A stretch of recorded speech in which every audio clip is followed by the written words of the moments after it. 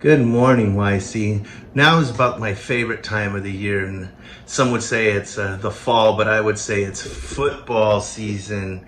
Yay, go 49ers! But now's about the time when people bring out their jerseys, their hats, their shirts, and we start talking about football. We start talking about our quarterbacks and how well we're going to do, and it shows our value in our sport team is very apparent by our conversations and what we're wearing. Nobody would question who I am a fan of.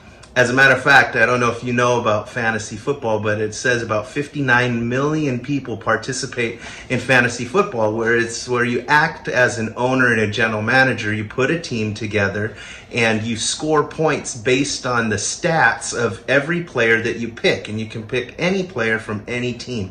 So you would have to basically watch, and people do this every game, and then they watch the recap shows. They bring up all these stats and they study this so in-depthly that they know everything about the player that they're choosing. And I wonder, and I ask you, those of us that say that we value the inspired Word of God, would we be able to do those same things? Would somebody coming up to me be able to know just by our conversations that I am a fan of Jesus Christ and His inspired Word? Or would I not show that?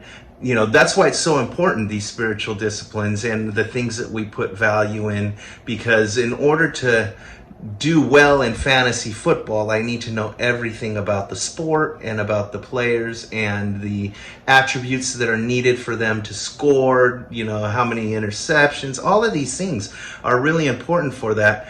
And the inspired Word of God, which holds value for so much more in our everyday life, are we studying the Word with that same kind of veracity that we would know everything that God has to say? That's why it's important to spend time every day in His Word. It's important to connect with others in community and then begin to serve out of the use of your talent, time, and tithes that we talk about. But right now, what I just want to know is, would somebody coming up to you know what your values are? God bless you, and we'll talk to you soon.